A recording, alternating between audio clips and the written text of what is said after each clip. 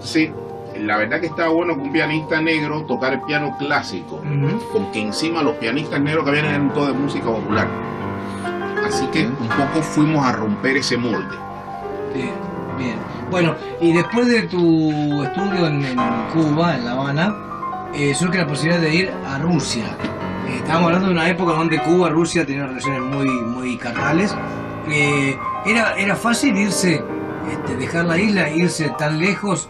No sé si fuiste solo, si fuiste con tu familia a seguir en los estudios. ¿Era normal eso o fue un caso extraordinario?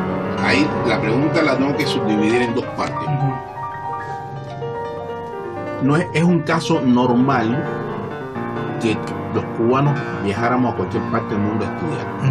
Es normal porque primeramente es uno de los países que tiene mayor índice de personas estudiando a nivel superior. No sé exactamente cuál sería el promedio, pero yo calculo que debe ser unas, no sé, de 10, 5 o 6, más o menos sobre ese estado. Bien. Por lo cual ubica a escala mundial es un ejemplo bastante grande.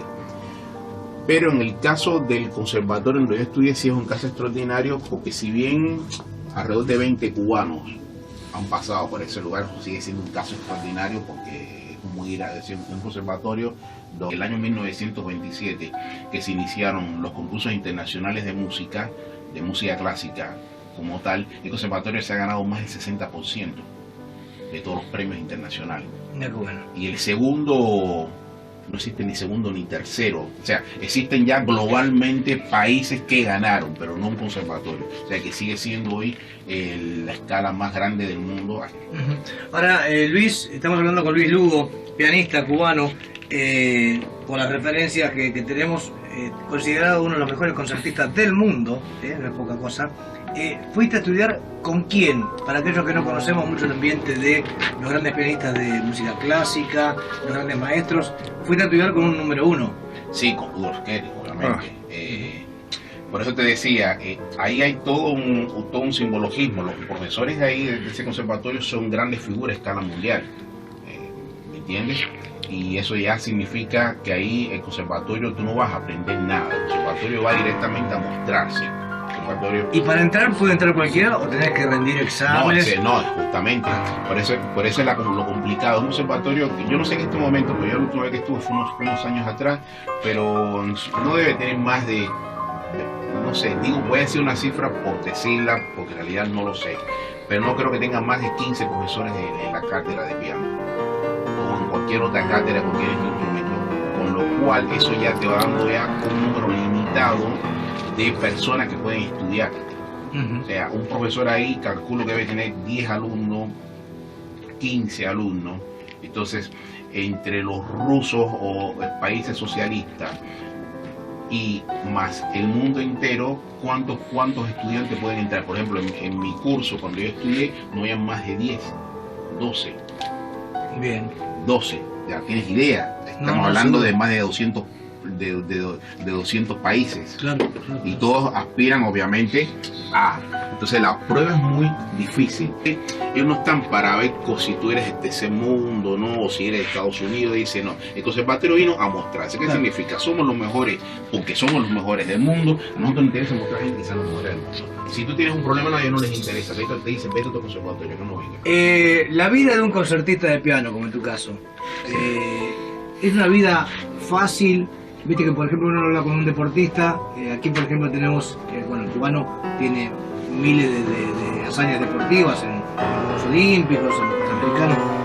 Aquí tenemos por ejemplo un campeón olímpico como es Juan Curchet en bicicleta, ganó en el 2008 la medalla de oro después de toda una vida de seguir ese sueño y toda una vida dedicada al deporte, donde tenía que prohibirse de comer lo rico, de por ahí salir un poco más, de disfrutar de lo que disfrutamos por ahí el resto de los mortales.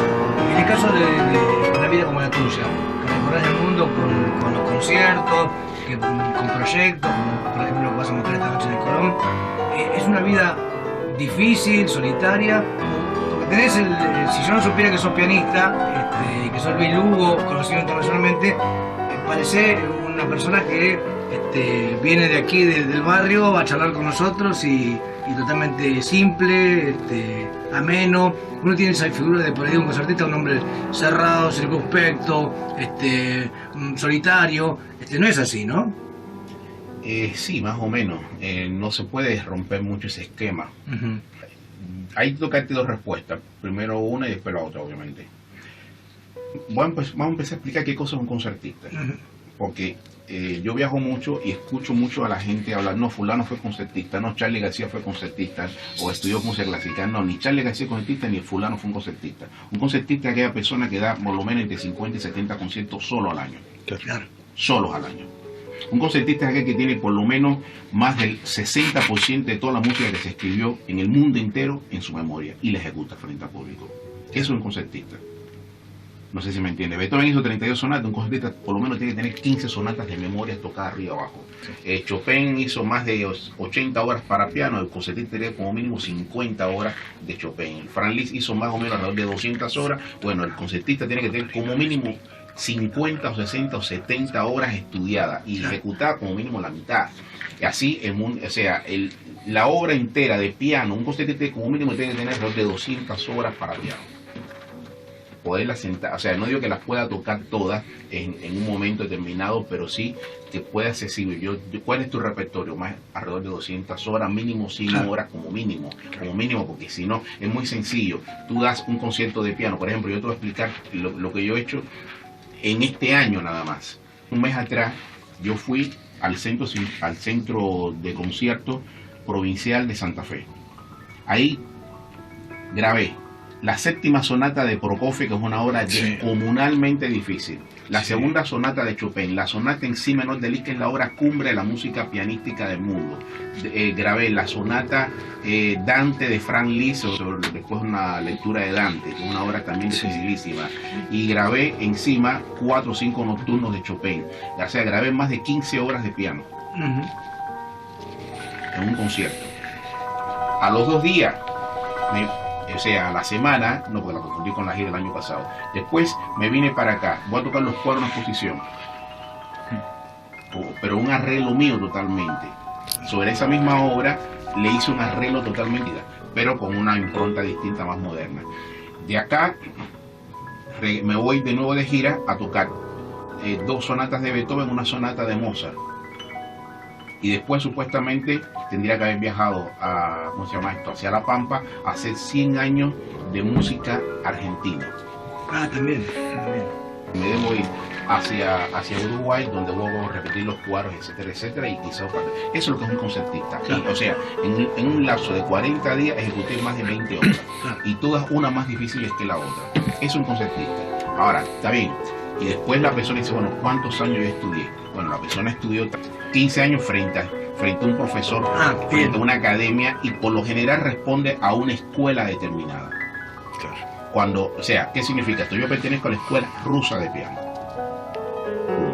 Hay otros pianistas que estudiaron, en Alemania, pertenecen a la escuela tal, o pianistas que estudian la escuela más mozartiana, o más de Clementi, entonces bueno, o más la italiana, como quieran llamarle, y eso pertenece a una escuela. Aquel pianista o aquel músico que está tocando, pero que realmente no pertenece a la escuela, es porque no estudia en ninguna parte. Claro.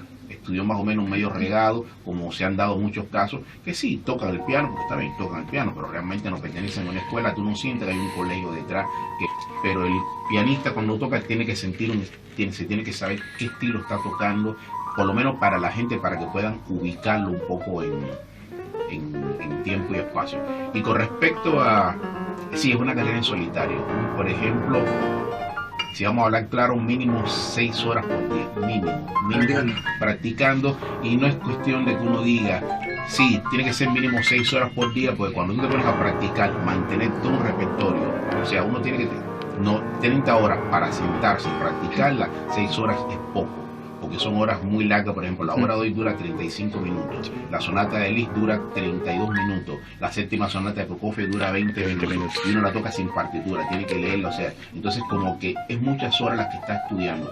Por semana tiene que haber mínimo entre 40 y 70 horas por semanas de estudio. Está en solitario. Cuando viaja en solitario. Bueno, Florencia Titaro estará esta noche como invitada de Luis Lugo en el Teatro Colón.